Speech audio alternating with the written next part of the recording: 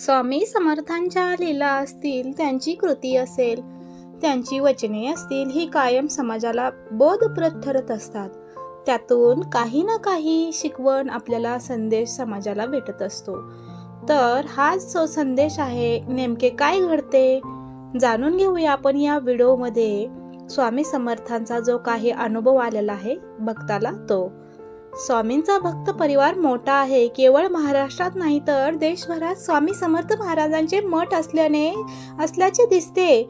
यातूनच महाराजांचे चरित्र, त्यांचे संदेश, त्यांची शिकवण, त्यांच्या लीला यांचे श्रवण कीर्तन वाचन केले जात असते. स्वामी भक्तांना नियमित मठात जाता आले नाही तरी ते घरी राहून स्वामीचे नामस्मरण, उपासना, सेवा करत असतात.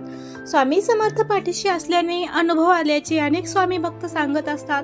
स्वामी समर्थांच्या लीला असतील, त्यांची कृती असेल, त्यांची वचने असतील, ही कायम समाजाला बोधप्रद ठरत असतात. त्यातूनच काही ना काही शिकवण, संदेश समाजाला मिळत असते. आज गुरु पुष्पामृत योगाचे औचित्य साधत नामस्मरण आपण करूया. विषय वाढत जातात. एक गृहस्थ दमून एका झाडाखाली बसला. ते झाड कल्पवृक्षाचे होते. तो सहज म्हणाला, इथे आता मला पाणी मिळाले तर फार बरे होईल. असे म्हणताच त्याला पाणी मिळाले. पुढे आता काही खायला मिळाले तर बरे, असे म्हणताच त्याला खायला सुद्धा मिळाले. त्यावर त्याला विश्रांती घ्यावीशी वाटली आणि तसे म्हणताच त्याची निजण्याची सोय सुद्धा झाली. पुढे त्याला वाटले की आता इतके सर्व मिळाले, तेव्हा इथे माझी बायको मुली असती तर मजा आली असती. असे म्हणताच तिथे आली. एवढे झाल्यावर त्याला वाटले, आपण जी इच्छा केली ते सर्व मिळाले, तर आता इथे मरण आले तर. असे म्हणताच तो मरण पावला. म्हणून काय की विषय मागत गेले तर त्यापासून विषयच वाढत जातात. तेव्हा ज्यापासून आपले कल्याण होईल असे मागावे. समाधानी राहा. एका भिकाऱ्याला राजा म्हणाला की तुला काय मागायचे असेल ते माग. त्याने आपल्याला पांघरायला घोंगडी मागितली असते तर अर्धे राज्यही द्यायला तो राजा तयार झाला असता. त्याच्यापाशी त्याने चकीच घोंगडी मागितली. समर्थ द्यायला भेटल्यावर त्याच्याजवळ काय मागायचे हे नीट विचार करून मागावे. म्हणूनच भगवंतापाशी त्याच्या भक्तीची याचना करावी. हे मागितल्याने आपल्याला समाधान मिळते आणि दुसरे काही मागण्याची इच्छा सुद्धा होत नाही.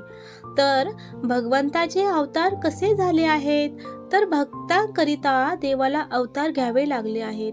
अवतार घेतल्यानंतर नुसते भक्ताचेच काम होते असे नाही, तर त्यामुळे इतरांनीही देव आहे ही भावना निर्माण होते. आपण त्याला शरण जाऊन त्याचे होऊन राहावे. म्हणजेच आपल्याला मग इतर कोणत्याही बाबतीत काळजी करण्याचे कारण उरत नाही.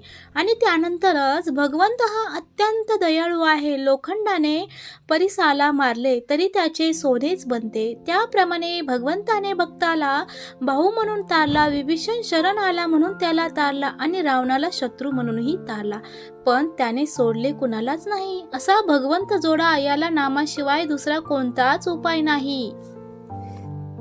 तर मित्रांनो, या कथेचा बोध तुम्हाला समजलाच असेल. असेच स्वामींचे नवनवीन व्हिडिओ पाहण्याकरता चॅनलला प्लीज सबस्क्राईब करा आणि व्हिडिओ शेअर करा.